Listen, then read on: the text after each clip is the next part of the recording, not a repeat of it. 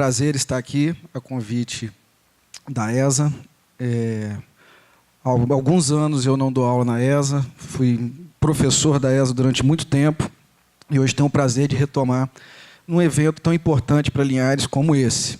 Queria aqui, então, agradecer a toda a advocacia, na pessoa do presidente da OAB de Linhares, do Rodrigo Dadalto, e, além de agradecer, obviamente, o convite, também dar os parabéns por esse evento, que é muito importante. Tomara que tenham outros e que ocorram só aumente. Tenho certeza que isso vai acontecer. Estou muito feliz de estar aqui. Primeiro, pois é uma oportunidade de estar conversando com uma plateia formada principalmente por estudantes e advogados. E isso traz para a gente a possibilidade de comentar algumas situações do dia a dia, que são particularidades da vara onde atuo, para que, às vezes, aqueles que às vezes não têm tanta atuação na fazenda pública tenham conhecimento de como funciona. Um outro motivo, muita felicidade, é de estar dando palestra junto com grandes amigos. O Marcelo Pacheco, que é um grande amigo, é uma pena que não pôde vir, estava aí no programa. O Rodrigo, que acabou de falar com vocês brilhantemente. E o José Antônio Nefa, que é o próximo a falar, advogado de Vitória, que é um dos meus melhores amigos, é uma pessoa que eu considero muito. E, como eu disse, para ele é um prazer eu estar fazendo a abertura de uma palestra dele e o encerramento de uma palestra do Rodrigo. Fico muito feliz. Não é? Eu trouxe um... Como é que faz para passar? Antes de começar também...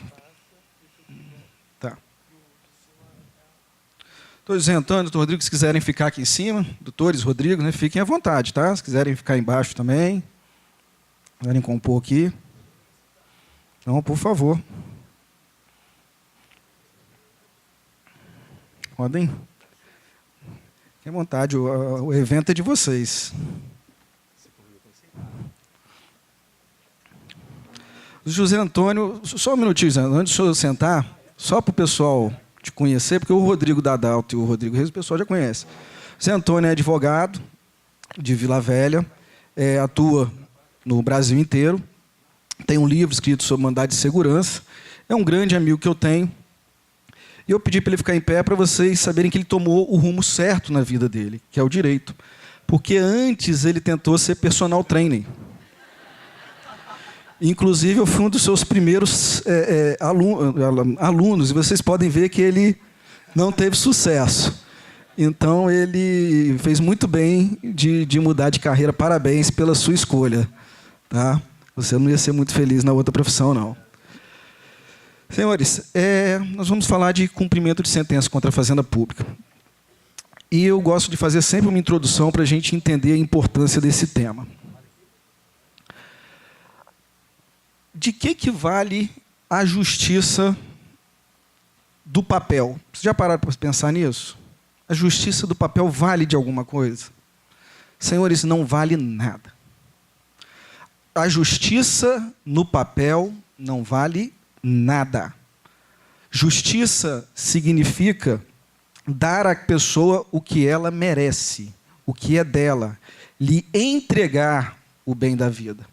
Não adianta em nada eu condenar um pai de família para pagar pensão alimentícia se a criança nunca vê aquele dinheiro.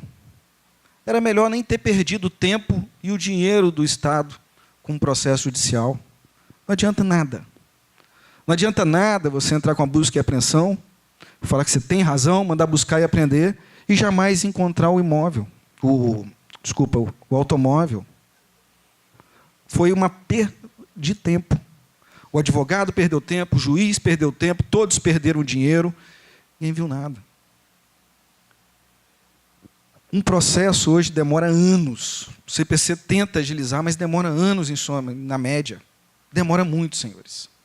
Agora, imaginem bem, tantos anos, antigamente você tinha um processo cautelar, né, era um processo específico, era anos aquele processo cautelar, você conseguia depois eliminar, efetivava, começava o prazo para o processo principal, e aí, depois que passava pelo juiz, passava pelo desembargador, passava pelos ministros, você tinha o trânsito em julgado.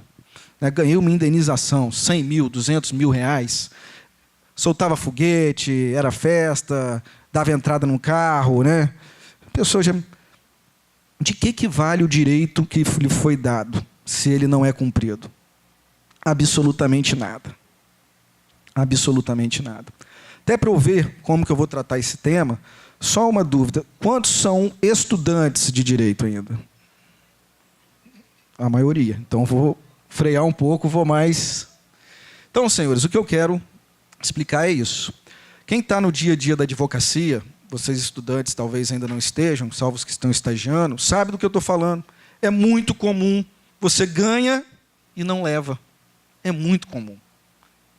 Quem trabalha lá comigo, e aqui quero comentar, estão sempre lá no dia a dia dando uma força muito grande para o judiciário, né? A Júlia, a Tamara, a Yasmin, estão sempre lá conosco, o Alexandre, sabe dessa dificuldade. E eu posso falar com vocês que é muito frustrante. Principalmente para o advogado. E aí eu fico mais feliz de estar ainda e poder falar como advogado, pois durante 10 anos eu fui membro da Ordem dos Advogados do Brasil do Espírito Santo. José Antônio sabe disso, chegamos a compartilhar algumas causas na época. E durante 10 anos eu trabalhei atuando diretamente com juízes, com promotores, e sei a dificuldade que é. Vou contar para vocês que uma das coisas que mais me desanimou na advocacia foi um dia que, para obter uma liminar de sustação de protesto calcionada, todos sabem que é uma coisa... Quem conhece o centro de Vitória, Escadaria Maria Ortiz, eu devo ter subido e descido aquela Escadaria Maria Ortiz no sol de meio-dia com terno preto, porque o juiz não atenderia se eu não tivesse de terno e gravata, mais de 5 vezes. Mais de 5 vezes. Uma para tentar distribuir o processo antes das 4 horas, que rodava uma roletinha, não sei se quem lembra disso. Vocês já viram o bingo? Era assim, era num bingo. Aí apertava e saía, esse processo vai para a vara tal. E tinha que correr, porque às 4 horas, se não distribuísse, já era. Depois você tinha que pedir, pelo amor de Deus, para subir para o cartório. E aí você tinha que ir lá pedir ao juiz para autorizar o cartório a vir buscar aqui embaixo. E aí, quando subia, você tinha que pedir, pelo amor de Deus, o juiz para autorizar o cartório a mandar concluso. E quando ia concluso, o juiz já não estava mais lá. E aí, no outro dia, você voltava e era aquela... Está faltando aquele calvário, o calção calcionou, mas eu quero um documento assim, e é aquela dificuldade. Então, é muito difícil ser advogado.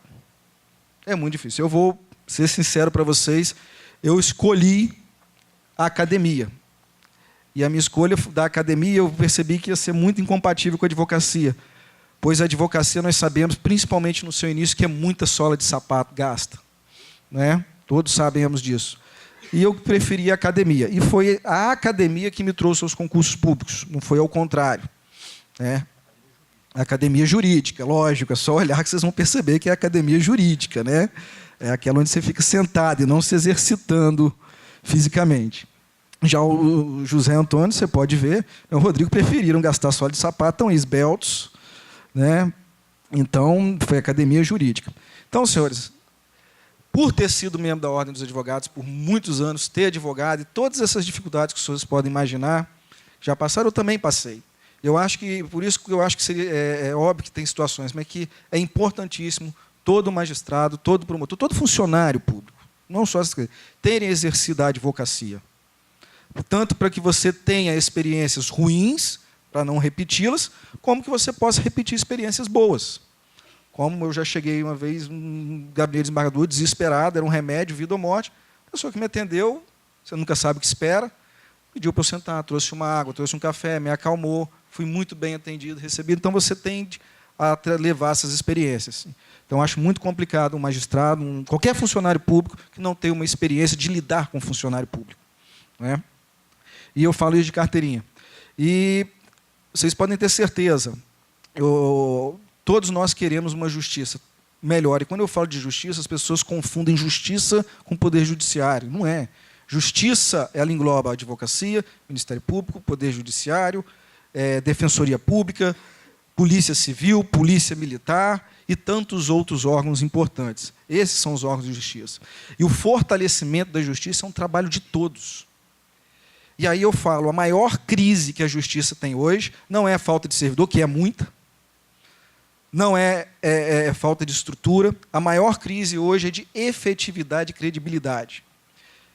Por quê? A justiça não decide, cedo ou tarde ela decide. O problema é se ela entrega. Entenderam isso? Cedo ou tarde ela vai decidir. O problema é se ela entrega. E essa hoje é a maior luta pela efetividade. Tá certo? Então é disso que nós vamos falar. E aí você vê onde uma justiça é fortalecida e onde uma justiça precisa se fortalecer com experiências pessoais.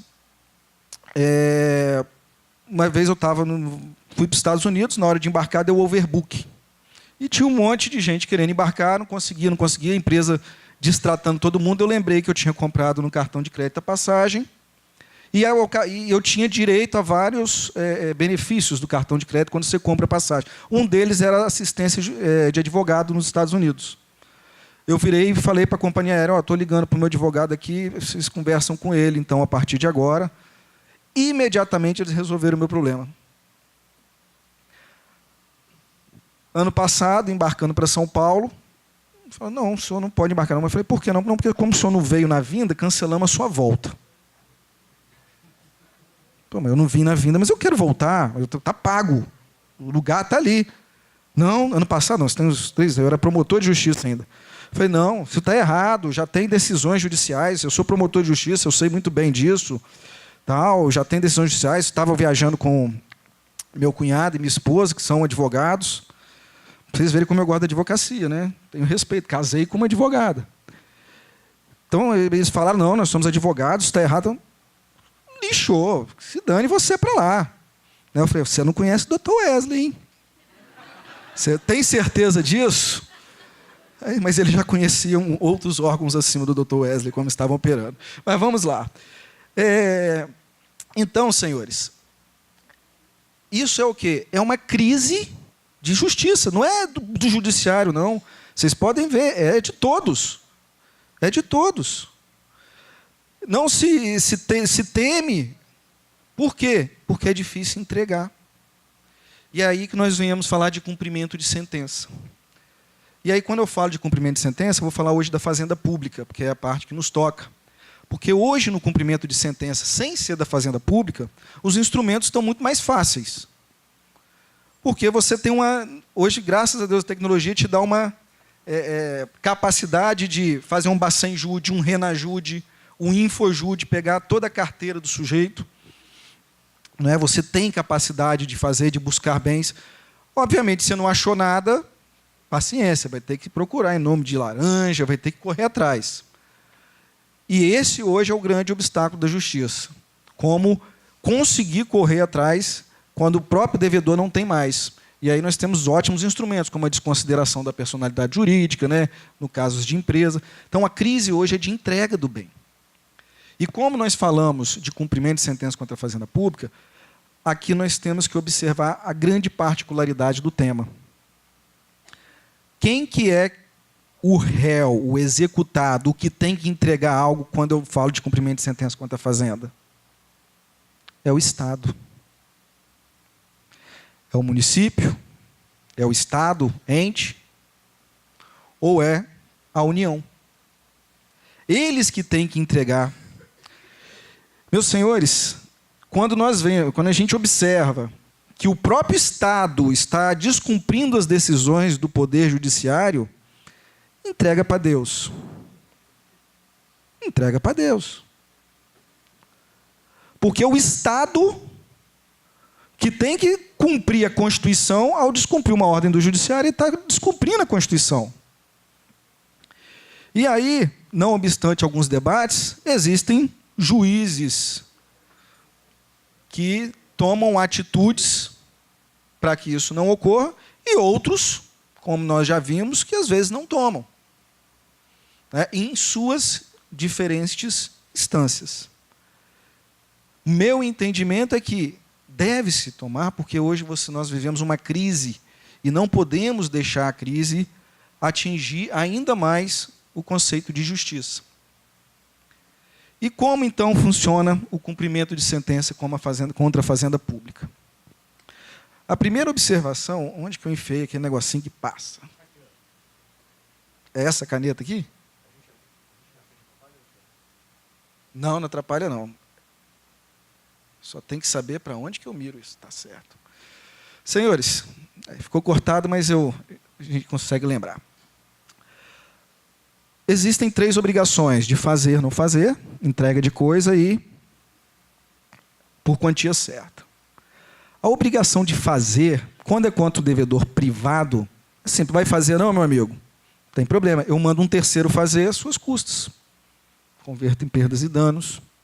Na fazenda pública, essa é talvez a mais difícil de você contornar. É quando você vira para o secretário de saúde e fale assim: transfira e faça uma cirurgia urgente nessa pessoa. Para uma UTI e faça uma cirurgia urgente. É quando você fala o seguinte: secretário estadual de educação, dê posse a este professor. Secretário de finanças, suspenda a exigibilidade. Estou suspendendo, você não pode cobrar mais, negativar mais, colocar em dívida ativa o nome de determinada empresa. São obrigações de fazer. E aí eu te pergunto, quando você tem uma pessoa, eu estou dando um exemplo de secretário, que são exemplos mais fáceis, nada particular. Quando você determina um agente público, quem é um agente público? O agente público é uma pessoa física que está ocupando um cargo público. A obrigação dele é para com o cargo que ele ocupa. Se você determina a um agente público que faça algo e ele não faz, como que fica essa questão? Doutor Tiago, é comum? Era mais comum na minha jurisdição. Hoje está mais... onde eu atuo, que reduziu um pouco, mas ainda nós vemos situações que são comuns. E aí nós temos alguns instrumentos. Eu não vou conseguir falar de tudo por causa do nosso tempo, então eu vou pontuar. Senhores, agora vai uma opinião pessoal minha, tá certo? Pessoal. É o que eu tento fazer. Eu acho um absurdo, acho mesmo, apesar de eu aplicar, mas quando atinge patamares altos, eu faço sim a redução, você cobrar do Estado ou do município ou da União o dinheiro de astrente. Vou te dizer o motivo. Você imagine bem, você determina o Estado que faz... Município de Linhares, faça uma cirurgia nessa pessoa que vai morrer, sob pena de multa diária de R$10 mil. Perfeito? Com 30 dias está em quanto essa multa? 300 mil. 300 mil reais. Vocês imaginam eu tirar 300 mil reais da saúde de Linhares para pagar a multa diária? Não estou discutindo se a pessoa merece ou não, mas olha o impacto disso. Quem pagou essa multa diária? Foi o secretário que descumpriu a ordem ou foram vocês? Foram vocês. Foi o bolso do contribuinte. Foi o bolso do contribuinte. Mas, doutor Tiago, então o senhor é contra? Não, não sou contra. Eu acho que tem que ter, sim. Mas ela deve ser sempre aquela multa necessária ao cumprimento, diferentemente do particular. Eu acho que o particular que descumpre, que leve ele à falência. Que leve ele à falência. Se ele está descumprindo de forma dolosa, que seja aplicado o rigor da lei. Mas no Estado eu estou tirando dinheiro do contribuinte, da saúde, da vida da pessoa. Por isso que eu sempre defendi e eu utilizo nas minhas decisões. E quando eu trago aqui para vocês, é para a gente pensar. Nós estamos aqui, eu vi que a maioria é academia, então a gente pode falar como academia. Hoje você tem precedentes do STJ, o Código permite que você aplique 2 multas pessoais ao secretário ou ao outro agente público. No caso do, por exemplo, do diretor de finanças. É a multa por ato atentatório à dignidade da jurisdição, aonde você pode aplicar uma multa de até 20% do valor da causa, e as astrentes, que são exatamente a multa diária. E, acredite ou não, isso tem tido um efeito maior e melhor do que a multa contra o ente. Contra o ente. Então, hoje é possível, existe jurisprudência nesse sentido.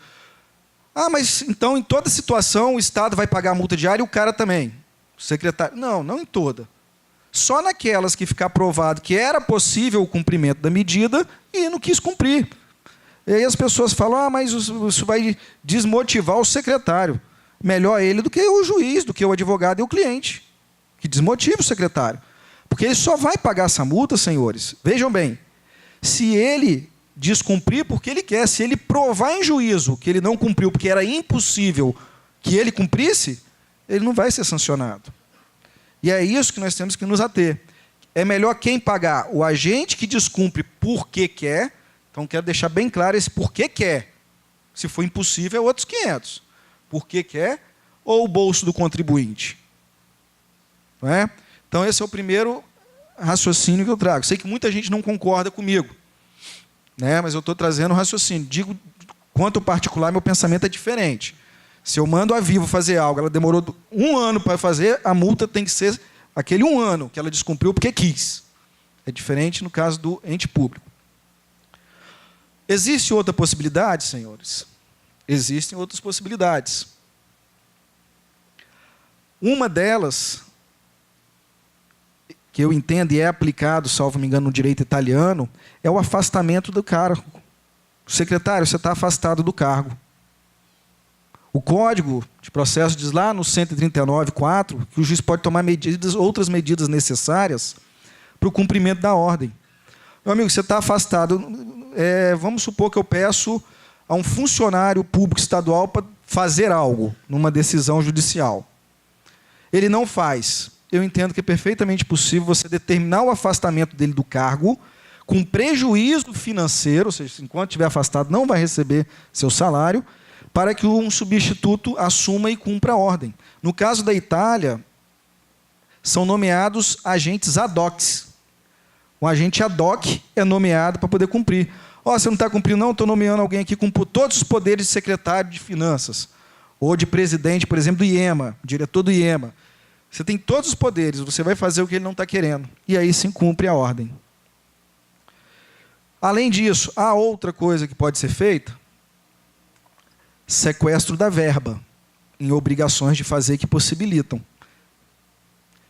Se eu determino que seja nomeado um professor, eu não tenho como sequestrar a verba. Isso não é uma opção. Vou sequestrar a verba para quê? Não é? Se ele não está nomeando professor, que nós determinamos, tem que ser aplicadas as medidas, os rigores da lei. Multa pessoal, diária, a ata tentatória de dignidade de jurisdição, afastamento do cargo. Agora, existem situações que são possíveis, como, por exemplo, questões de saúde. Às vezes pessoal, tem situações que você determina que o Estado faça um procedimento numa pessoa sob pena de multa diária. O procedimento custa 5 mil. Ele desrespeitou 10 dias, ele já está devendo 10 mil de multa, sendo que o procedimento custa 5. Não é muito melhor? Deu 5 dias, não teve jeito, não cumpriu? Sequestra o dinheiro e paga o procedimento numa clínica particular. Muita gente concorda, outros discordam, mas a decisão hoje, do entendimento do STF hoje é esse.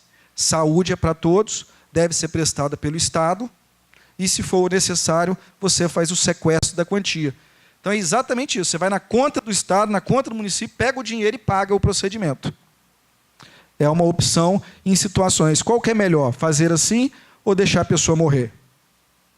E é isso, você está lidando com vida em determinadas situações.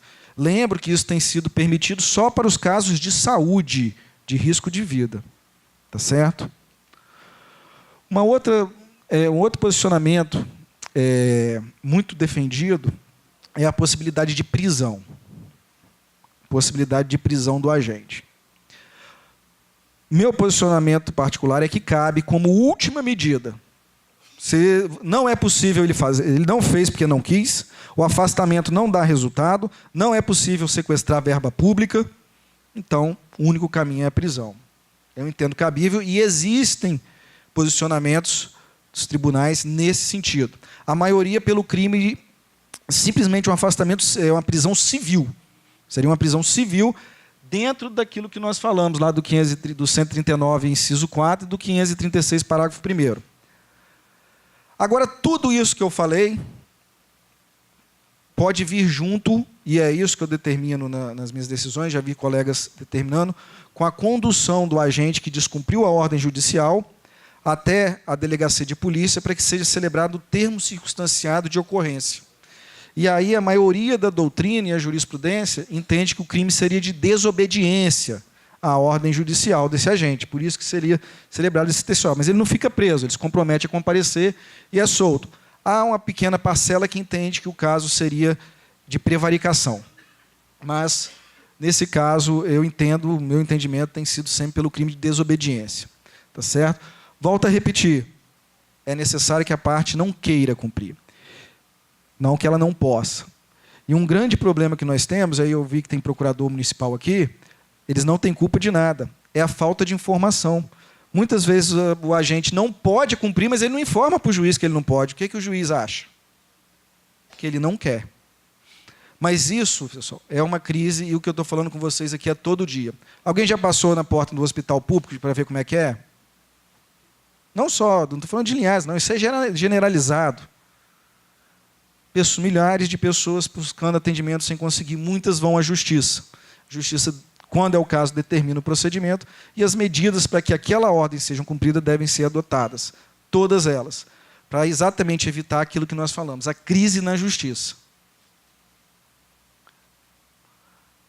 Obrigação de entrega de coisa, eu não vou nem falar muito, quando a coisa não é... Um carro que está, por exemplo, apreendido, é obrigação de entrega. Se a parte não entrega, você manda fazer a busca e apreensão. Se for necessário, você pode converter em perdas e danos, aquela coisa que se perdeu, e fazer a entrega. Não tem problema. Mas vamos para a grande inovação do novo Código de Processo Civil, que é a questão da execução por quantia certa. Senhores, no caso do Estado,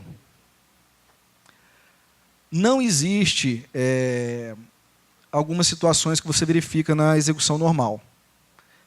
Por quê? Não existe penhorabilidade de bens. Você não penhora bens do Estado, você não expropria, você não aliena bens do Estado em cumprimento de sentença por quantia certa, para pagar, receber dinheiro do Estado. Por quê? Porque as formas de pagamento do Estado são bem definidas. Ou você vai receber por precatório, ou você vai receber por requisição de pequeno valor, por RPV. Então, isso eu não sei quem quer fazer concurso aqui. Quem tem interesse em fazer concurso público? Não são muitos, não.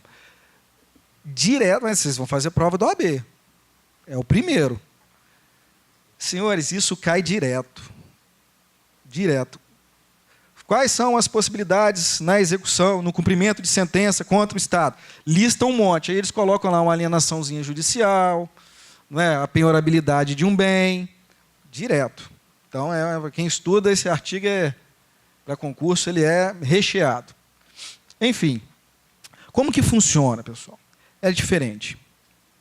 A regra do Código hoje é: eu intimo a fazenda pública.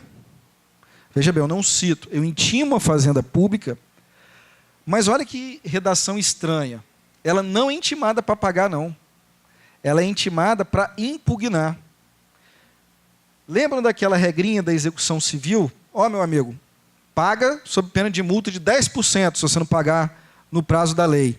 Isso não existe no caso da fazenda pública. Essa multa lá do 523, parágrafo 1º, não existe essa multa de 10%.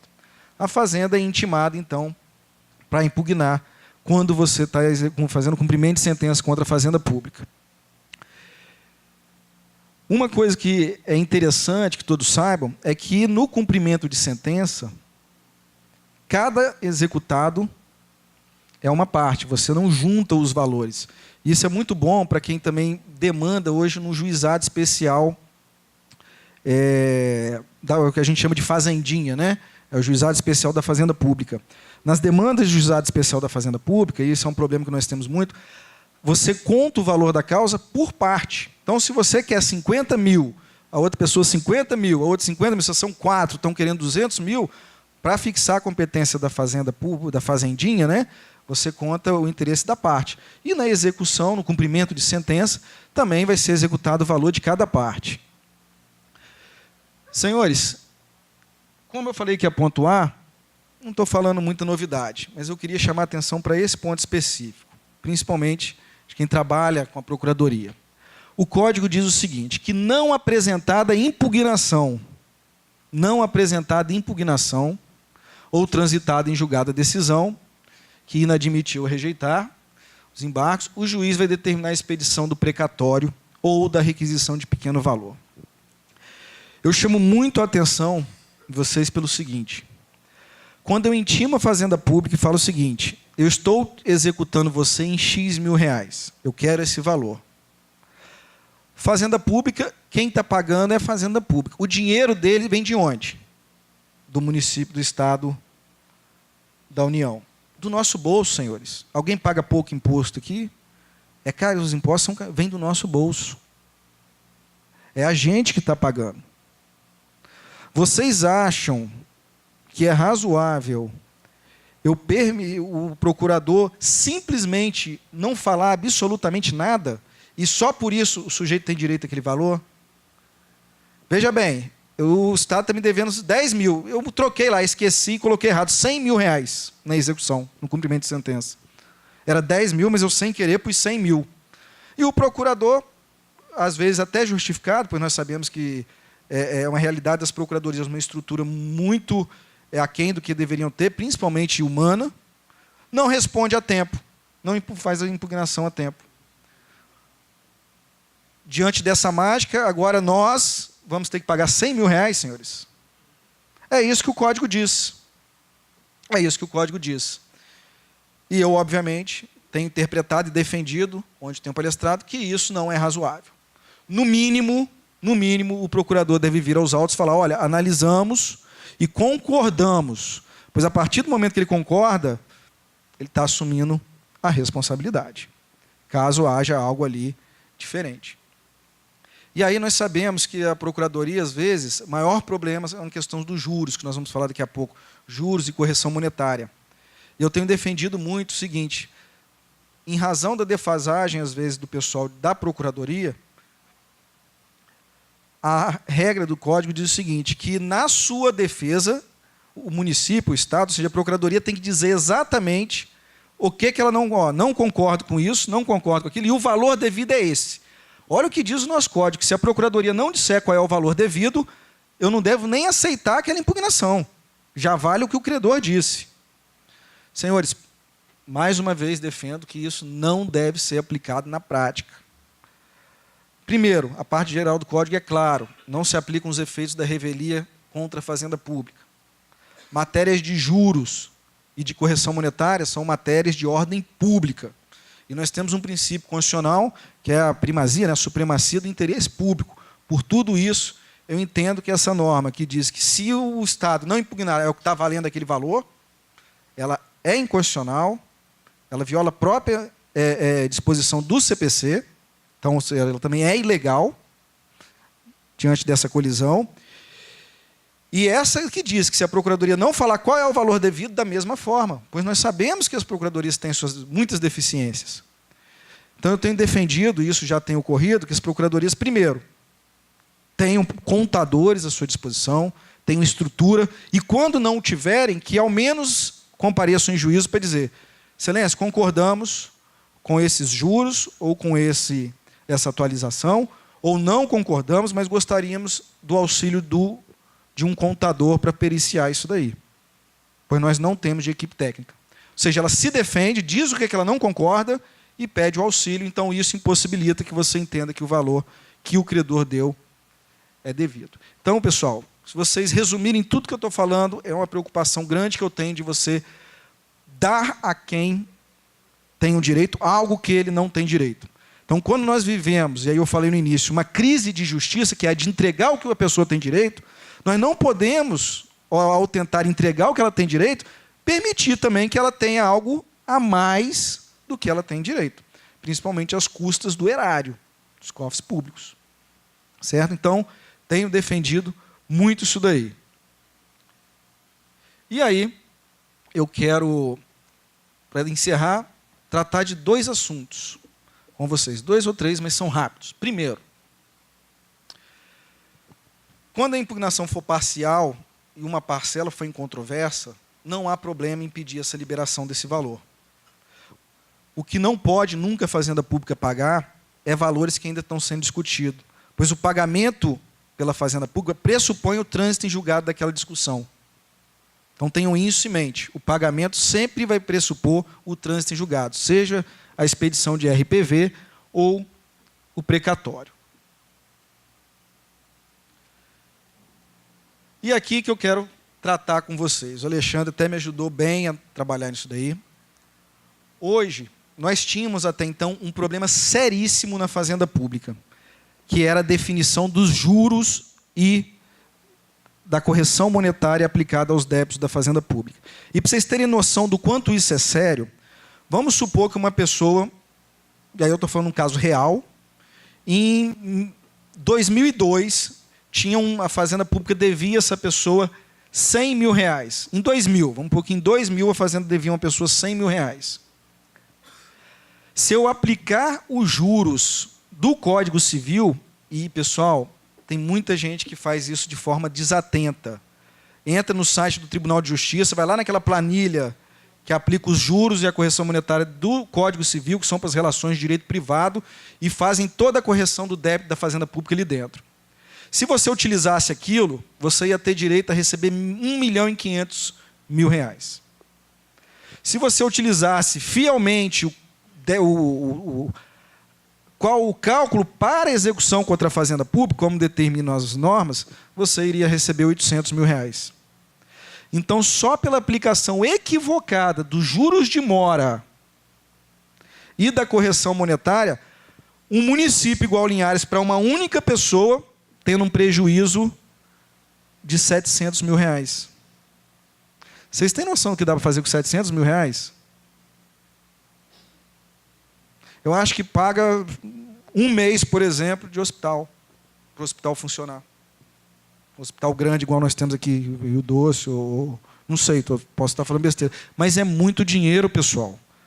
Por causa de uma pessoa. Agora, você imagina se nós estivermos falando de um grupo de 50, 100 pessoas que eram funcionários por exemplo, eram professores ou eram funcionários da saúde e ganharam isso. Seriam 70 milhões só porque utilizaram os juros errados.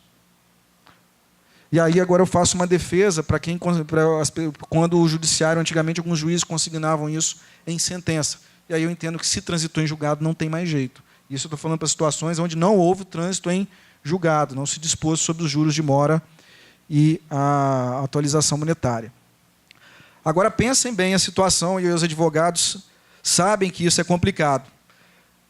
A Fazenda Pública faz a impugnação, de repente você vira para o seu cliente e fala o seguinte: olha, você tinha direito a 100 mil, eu cobrei 1.500.000, na verdade, utilizei juros e atualização equivocada, a Fazenda impugnou, então nós fomos sucumbentes em 700 mil reais.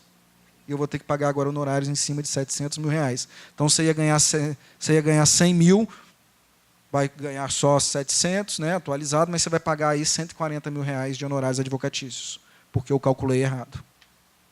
Imagina você virar para o seu cliente e falar que você fez um cálculo equivocado e ele vai pagar 140 mil reais de honorários advocatícios. Estou dando só um exemplo, pessoal. Os valores podem ser maiores ou menores. Então, é difícil. Mas, por muito tempo, eu vim isso, de 2 anos para cá, onde havia essa discussão com valores muito grandes envolvidos, onde não havia trânsito em julgado, a matéria teria que ser definida, nós fomos suspendendo os processos, porque haviam, em recurso repetitivo, haviam processos sendo analisados pelo STF, relatoria do Luiz Fux. E, recentemente, agora em setembro, acho que eles descobriram que eu ia vir aqui falar com vocês, se anteciparam e decidiram a questão. Como que era a questão?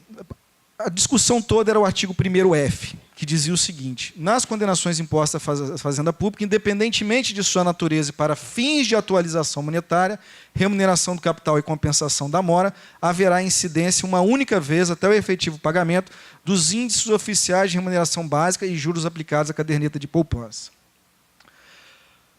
O que foi decidido pelo STF? Quanto à correção monetária, foi afastado o uso da TR. Não usa a TR como índice de correção monetária dos débitos judiciais da Fazenda Pública. Mesmo aquelas dívidas anteriores ao precatório, não se usa mais a TR, foi afastado. No seu lugar veio o IPCA, que é o Índice de Preços Aplicados ao Consumidor Amplo Especial. Então, hoje, quando você for fazer o cumprimento de sentença contra a Fazenda Pública, na atualização monetária deve-se utilizar o IPCA, e é esse que hoje nós estamos utilizando nas nossas decisões, nas nossas sentenças. Quanto aos juros, o STF manteve, como estava no artigo 1º-F, o índice de remuneração básica da caderneta de poupança, previsto na legislação.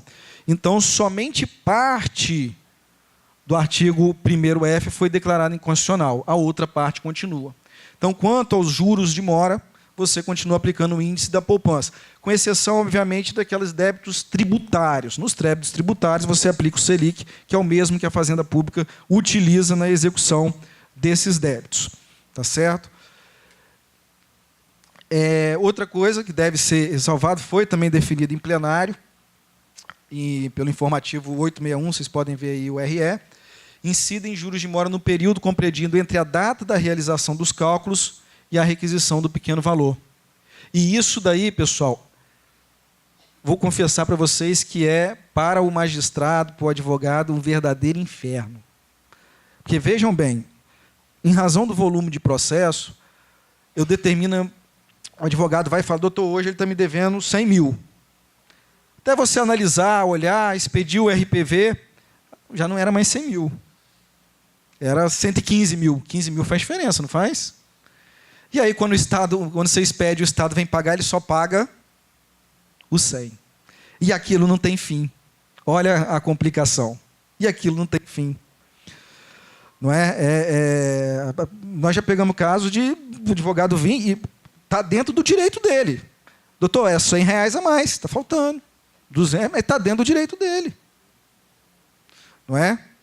Isso acontece. Então, senhores, por que eu queria chamar a atenção para vocês disso daí? Vocês perceberam como é que os juros a longo prazo podem fazer diferença? Tanto para um prejuízo erário, mas principalmente para que vocês possam ter dificuldade ante o cliente. Hoje, nós já conversamos, né, Alexandre, com o Jefferson, lá da Contadoria, os advogados que quiserem, inclusive está à disposição da Ordem dos Advogados do Brasil, se quiser pegar e passar por todos os advogados, nós já montamos lá uma tabela, já considerando o julgamento dos recursos pelo STF de setembro. O Alexandre me ajudou, o Migros, o pessoal do gabinete, junto com o Jefferson da Contadoria, onde nós estamos, já está lá tudo o que nós estamos aplicando em nossas decisões. Então, o advogado que tiver interesse, está à disposição da OAB, pegar lá a tabela e disponibilizar. Por quê? Porque, diante disso, é obrigação hoje no cumprimento de sentença o advogado falar qual os juros que ele está utilizando e qual o período, os juros e a correção monetária.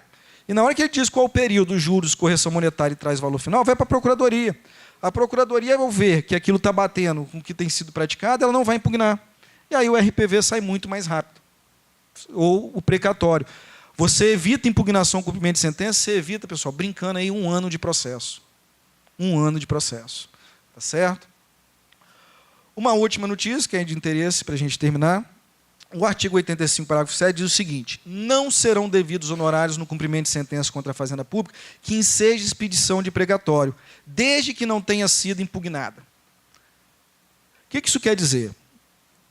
Se você apresentou isso, a Procuradoria ela tem o interesse, acredito eu, de não impugnar se estiver tudo certo. Porque se ela fizer a impugnação de forma equivocada, ela vai ter que pagar os honorários advocatícios. Então, acredito eu que essa é uma grande forma de adiantar o processo, senhores. E foi feito um estudo, há algum tempo, mostrando o seguinte, que se o advogado, eu vou dar um exemplo do advogado, mas foi feito com a parte. Se o advogado tivesse, na época, se não houvesse a impugnação com cumprimento de sentença, aqueles honorários sucumbenciais que ele recebeu lá no início, se tivesse depositado numa aplicação, com o tempo que levou para sair a impugnação com cumprimento de sentença, e os honorários que vieram diante daí, porque não é de todo o valor, é diante da diferença do que foi dito, do que ele teria direito de receber e foi impugnado, ele teria muito mais dinheiro. Vocês entenderam essa conta? O sucumbencial dele era 100 mil. Ficou discutindo aquilo ali 2 anos, em impugnação e tal, e a diferença era de 20 mil reais. No final de 2 anos ele ganhou 2 mil. 100 mil, 2 anos aplicado, dariam muito mais. Né? Então, assim, vale a pena a gente refletir nisso daí. Por que, doutor, que se não houver impugnação, não são devidos os honorários? Pelo seguinte, porque a Fazenda Pública não pode expedir precatório de ofício. Se eu condeno lá, por exemplo, a Fazenda Pública a pagar 100 mil reais ao Rodrigo, a Fazenda Pública não pode, de ofício, já houve a condenação do doutor julgado, estou expedindo precatório. É obrigatório que o Rodrigo entre com cumprimento de sentença. Como é obrigatório, não é algo que dá-se da natureza da Fazenda Pública, acho que o CPC até usou aquela teoria da causalidade. A Fazenda Pública não dá causa, quem dá causa é a lei.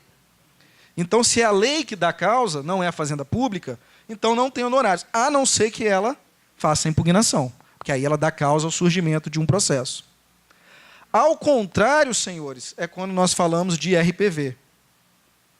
Por que do RPV? Porque os valores de RPV é permitido a Fazenda Pública fazer o que nós chamamos de execução, vou chamar de cumprimento de sentença invertido. No caso do RPV, quando o município, você foi condenado a pagar 10 mil reais lá para o Rodrigo. O município ele pode vir aos autos e apresentar a sua conta e falar, minha conta está aqui, se o Rodrigo aceitar, eu já deposito. É o que nós chamamos de execução invertida. Então, se ela pode fazer isso, eu não posso mais aplicar o princípio da causalidade com base na lei. Porque ela pode. E aí, se for necessário cumprimento de sentença para recebimento de RPV, tem honorários advocatícios. Esse é o entendimento que tem prevalecido.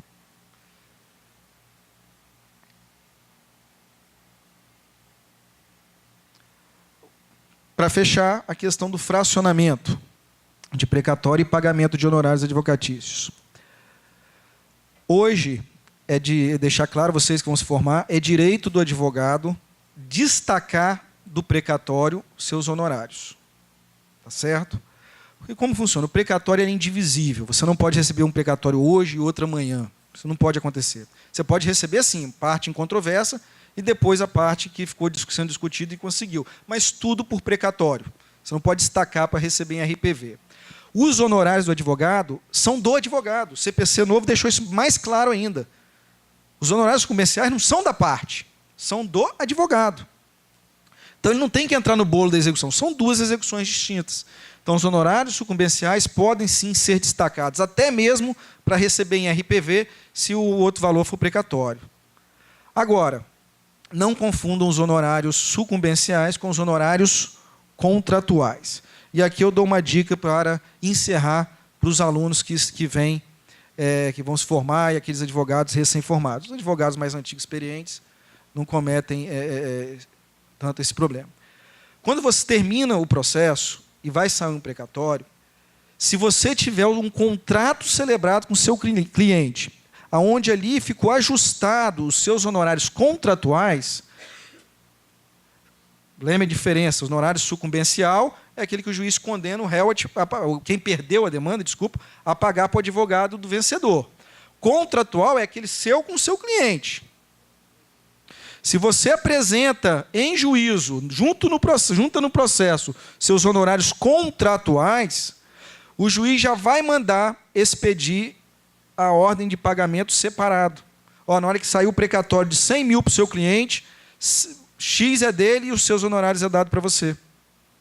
Você não vai precisar correr atrás do seu cliente depois para receber. Já será destacado. Só tem uma coisa que vocês têm que ter em mente. Primeiro, tem que ter o contrato assinado, testemunhas, título executivo. Não esqueçam disso. Tem que ter lá o seu título executivo extrajudicial. E segundo, pessoal, vocês têm que fazer isso antes da expedição do precatório. Existe um termo, antes, porque depois que ele é expedido, é complicado, é difícil, não existe autorização legal para isso. Antes, você junta e consegue destacar. É um macete para que os advogados não fiquem depois dependendo de ter que correr atrás do cliente para ver se vão receber ou não vão receber. Então, fica aí a dica.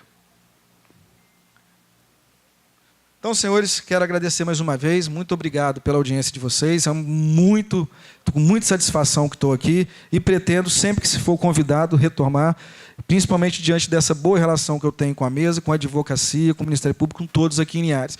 Temos funções distintas, temos competências distintas, mas, mais uma vez, falo, todos são justiça. E o enfraquecimento de um enfraquece todos os demais. Forte abraço.